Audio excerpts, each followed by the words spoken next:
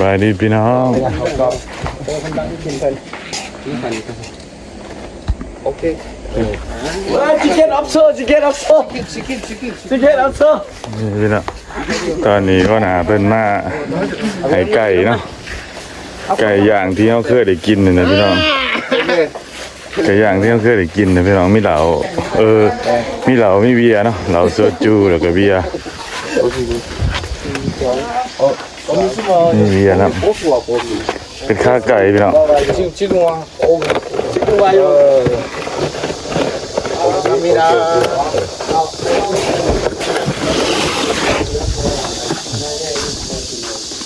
ผมหน่อยเมื่อไหร่ได้ดิ คนที่ย่างก็ได้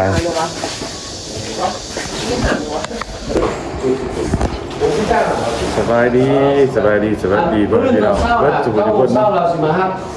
เพราะว่าตอนนั้นจะเดินทางกลับพี่น้องโอเคเป็นมาเลี้ยงไก่นะพี่น้องกับเหล้ากับเบียร์พี่น้องไอ้น้องตอนนั้นจะเดินทางกลับเหล้าเนาะทางบริษัทคนซื้อข้าวไก่คือเก่านะพี่น้อง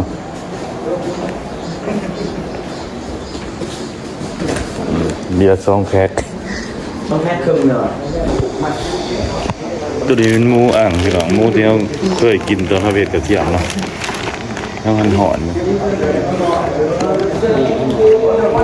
ไก่พี่น้องเลยไก่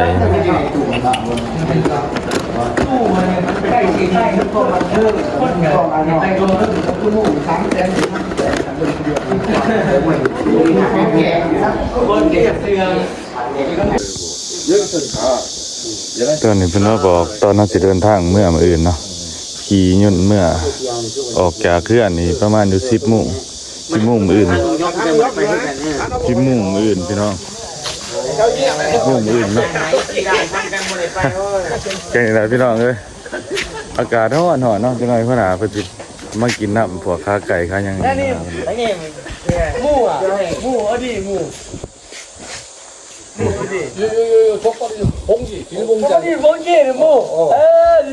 이거 안 해? 그런 거 안 해. 하는 거지. 이사장 하면. 아, 뭐 느낌이 내가 완전. ตอนนี้พี่น้องเรียบร้อยเนาะรอดหาเพื่อนหาซูนมากินน้ำกันรอดหาเพื่อนหาซูนมากินน้ำกันพี่น้องนี่แหละเขาเลยเป็นเจียวยังเขากินไก่กินยังไงพี่น้องงานเดี่ยงเนาะพอไปยังพี่น้องเขามาเห็ดเบียร์เขาทั้งเป็นเดี่ยงเขาไปกินสัตว์อะไรพี่น้องผมมืออื่นชาวเป็น15ไปเดี่ยงเขาอีกตอนที่เดินทางกลับเนาะ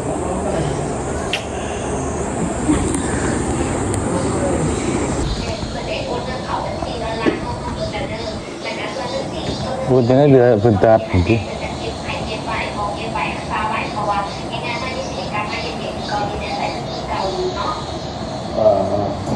오늘 선택하고 나면 이 돌에 대해서는 보관은 각자 책임하에 보관 잘 하라고 분실을 하실 적에 제일 책임이 없습니다. 전식으로 해서 ตอนนี้เป็นมาเอาเงินเดือนให้พี่น้องเดี๋ยวน้องกันมาสิได้เท่าไรเนาะกับไก่กับเบียร์พวกหนาจะยืด일 잘해주고 해서 고맙다라는 말도 같이 좀 해주세요.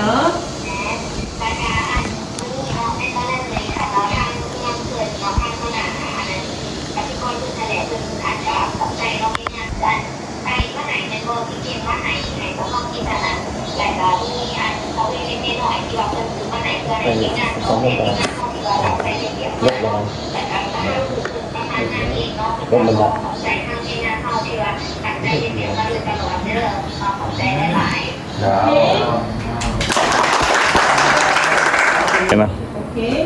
ตอนนี้ไปเซ็นเงินฮะ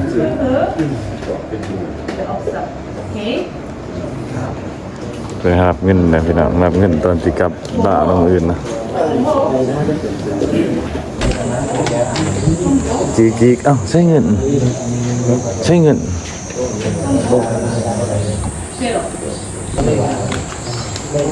ยังไงที่ว่าสักคนหนึ่งอาจจะน่าจะเป็น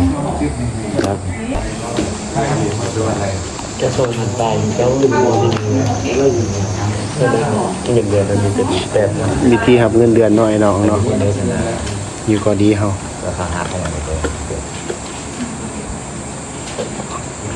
4,000กับเบอร์เต็มครับแย่งเลย 오케이. 싹고. 네.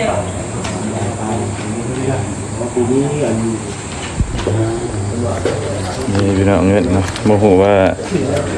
มันเท่าไรเนี่ยนี่พี่น้องสั่นอยู่เนาะโมเคยได้จำเงินน้อยเป็นจักเดือนนี่ครึ่งหนึ่งเนี่ยนี่พี่น้องไอ้น้องยิ้มเตยเนาะ 아니요, 아니요. อากง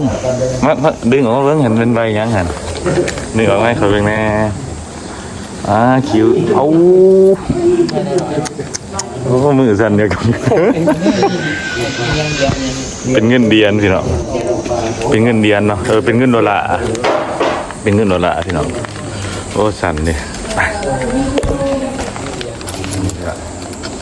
การทุกข์ยากเดือดลำบากแล้วก็สู่ชีวิตอยู่เกาหลีนี่แหละพี่น้องเลยใช่นี่พี่น้องต้นนี้ก็ได้นะง่ายไหมเอาสองอันผู้เอาขอบคุณที่รอ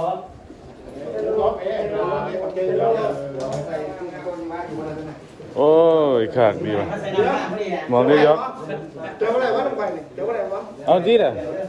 เจ้าอะไรวะลงไปนี่พี่น้องเมื่อพอดีเมื่อใส่ดำหน้าอยู่หวานเนาะโอ้ยมาจีเมื่อจังเบอร์ใครพี่น้องเฮ้ยโดนไปยัง ยังไงมองไงเป้าถ้าให้มองให้เงินเรียบร้อยแล้วไกลให้มันรอค่อยกิน สบายดีพี่น้องหลังจากตัดผ่ามา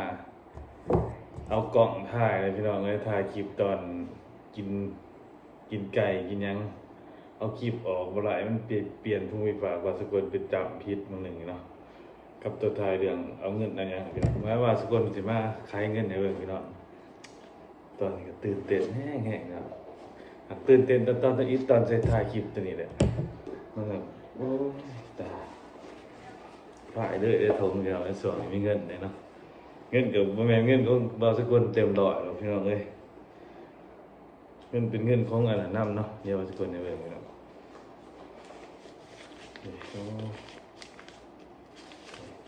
สองการนิวยอร์กเนาะนี่ครับ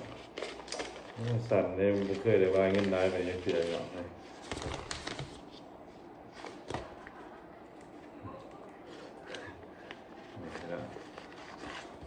1 2 3 4 5 6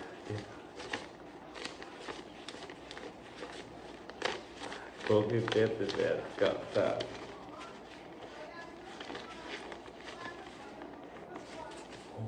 ไป3,000ปลายเนาะ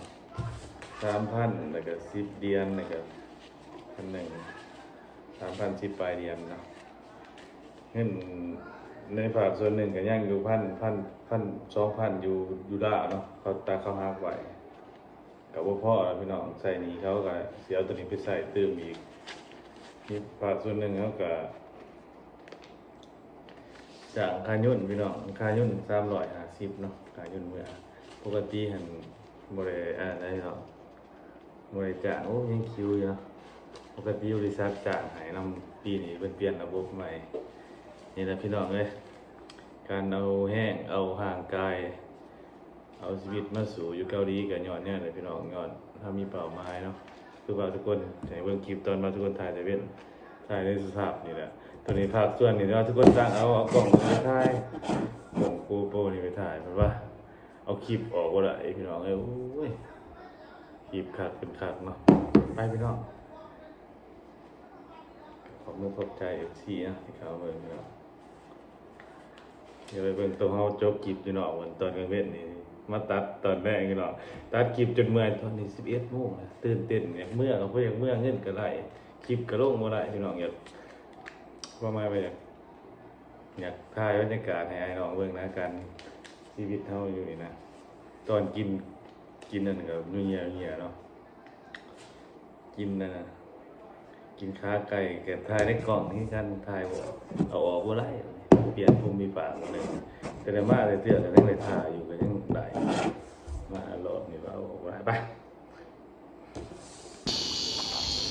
นี่พี่น้องหลังจากซุ่มแซวกันแล้วเนาะไอ้น้องก็นอนพักผ่อนพี่น้องเอ้ยเบียร์กับตัวเป็นซื้อมาให้ก็กินวัดสัตว์เนาะแต่เขาสิเอาเครื่องไว้นี่เอาไว้ในตู้ไว้นะพี่น้องวันถ้ามาดอก3 เดือนพอได้กินเนาะนี่นะพี่น้องเจอเงินที่ว่าทุกคนถ่ายคลิปไปก็ดีใจเนาะเฮ็ดเบียร์เฮ็ดงานมา4-5 เดือนนะพี่น้องเพราะว่าก็เพิ่นเอาเงินมาให้ตอนเขาสิเดินทางมื้ออื่นพี่น้องเพราะว่ายิ่งยังอีกฝากส่วนหนึงอยู่แล้วเนาะมันทันได้หลายเนาะตัวนี้หันบ่แม่นเงินเฮาไหลตายโตเลยพี่น้องก็ยังสิไปเสียค่าปียุ่นแล้วก็สิเสียหายค่านั่นพี่น้องใช่ค่านั่นเนาะค่าเฮากู้บริษัทเพิ่มจัก4-500นี่แหละเนาะพี่น้องก็สิเหลือก็ประมาณอยู่ 2,000 ปลายหน่อยนึงนี่แหละพี่น้องประมาณ 2,000 ปลายนั่นนี่เนาะนี่เนาะพี่น้องสำหรับคลิปนี้ว่าทุกคนยินจบไปเพียงเท่านี้เลยพี่น้องก็ขอบมุกขอบใจ FC ที่เข้ามาเบิ่งเนาะมีหยังก็มีให้กำลังใจพวกเฮา2 คนนะพี่น้องที่มาสู่งานอยู่เกาหลีเนาะกับน้องเพิ่นพี่น้องน้องก็ดีใจเห็นเงินว่าทุกคนได้เป็นก้อนหนึงเนาะก็เงินฝากส่วนหนึงเฮาก็สิไปเฮ็ดเดี๋ยวว่าทุกคนสิถ่ายคลิปให้เบิ่งอีกว่าทุกคนสิไปเฮ็ดหยังพี่น้องพอมีเป่าทุกคนบ้างแฟนกับน้องสาวเพิ่นว่าอยากได้สวนเนาะสวนกาแฟน่ะพี่น้องก็ไปเบิ่งนำกันมาสิได้หรือบ่เนาะก็มีหยังก็ฝากพ่อแม่พี่น้องทุกคนเนี่ยเป็นกำลังใจให้เนาะผมมุกขอบใจหลายๆเด้อบ๊ายบายพอกัน EP หน้าเนาะหรือว่ามื้ออื่นตอนเดินทางพอมื้ออื่นนี่เพิ่นสิมาเอาเฮา 8 โมงไปกินข้าวแล้วก็เดินทางเลยพี่น้องไปสนามบินปูซานเนาะหรือว่าอินซอนนี่แหละไปเบิ่งนำกันเนาะบ๊ายบาย